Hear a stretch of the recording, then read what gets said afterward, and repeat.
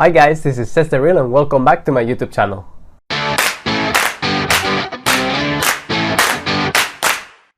In my previous video I talked about how to prepare and perform well in a phone interview.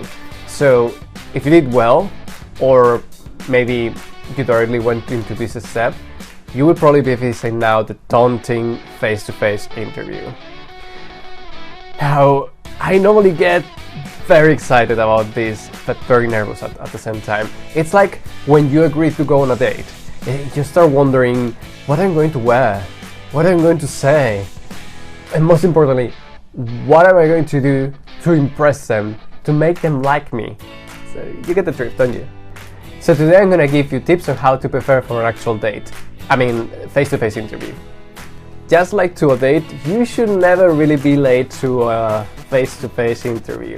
So in order to be always on time, make sure to get where the location is that you're going to and also how to get there. If you're going by car, then it's a bit more tricky, but you can check more or less the time range that it would normally take you to get to that location. Google Maps has a very nice tool that if you tell it what date and around what time you're gonna do the journey, it will tell you, well, in that case, considering that this is this day of the week and this day of the year, then it probably is going to be around this and this. So that's very good. It's a good range. I mean, but of course you have to always be a bit pessimistic just in case. There's nothing wrong with arriving early. If you're going by public transport, then time should be a bit more controllable, unless you're going by bus, of course.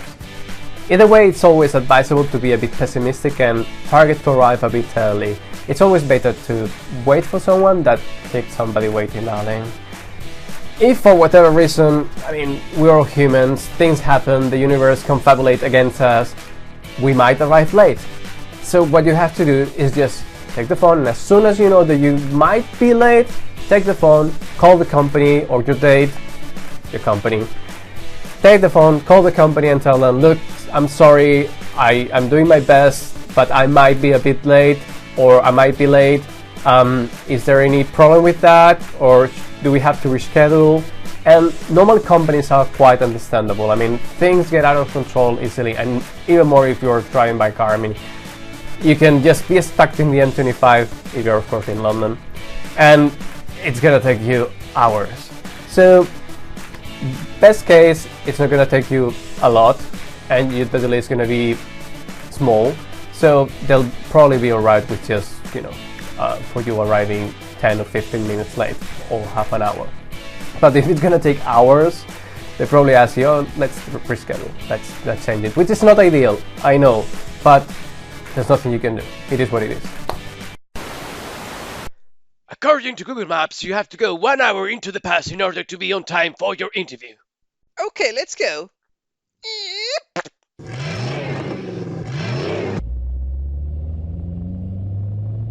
In 100 meters, take the exit on your left, and then go 1 hour back in time.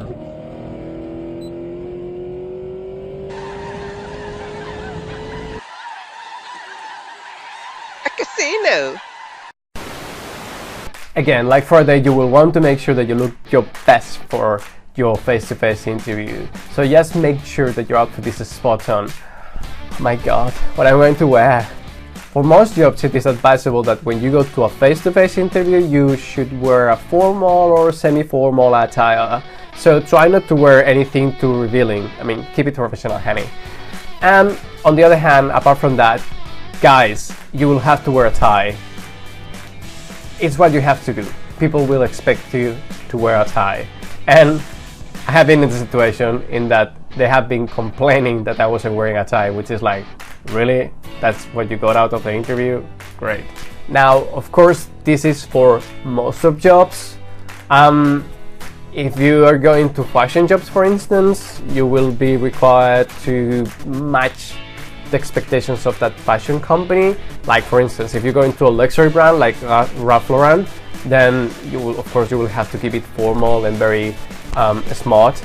But if you're going to a place like Topshop, which is more juvenile and such, then you should, wear something a bit more colorful, or more pop culture, etc. I mean, I'm not an expert in fashion design, of course, but you get the drift. It's just depending on where you go, you will have to dress accordingly to match, to make them feel like that you actually know the brand. Of course, the outfit for an interview is not going to be the same that you're going to be wearing when you work on that place. Every place, every company, they have their policy on what to wear on the day, so just bear that in mind. Okay, if you want to work for McDonald's, you will have to wear something that shows that you're dead inside. If you want to work for Bershka, you will have to dress as if you just had your 5th cocktail and were on your way to the bar to have your 6th. And last and of course least, to work for Qatar Airways, you will have to show cleavage all the way down to Venezuela.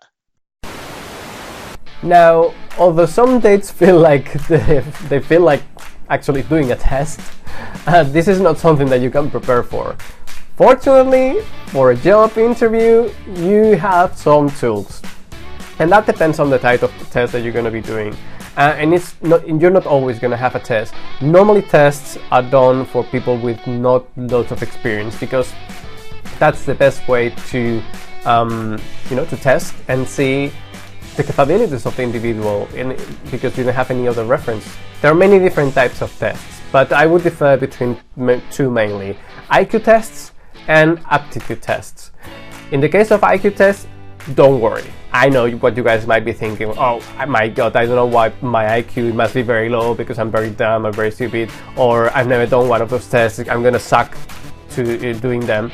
Don't worry, it's fine. Calm down, go onto the internet, check for IQ test samples, and you'll be able to practice online and see how these tests work. Because if you do one for the first time, you will be like, oh my god, I don't know where to start, I don't understand what they're asking me to do. You just have to understand what they're asking you to do. I mean, there are like questions around, oh, you have all these figures and you'll have to select what figure from the options is the one that should follow in the series. You will say, oh my god, this is too abstract. But as soon as you understand how it works, it should be easier for you to do it. I'm not gonna say you're gonna be super smart and you're gonna be like Einstein scoring a very high score, but you will be able to score a good enough scoring that will grant you, not be disqualified on the first round of the interview. Aptitude tests are related to the capabilities and knowledge that are required for the job position that you are applying for.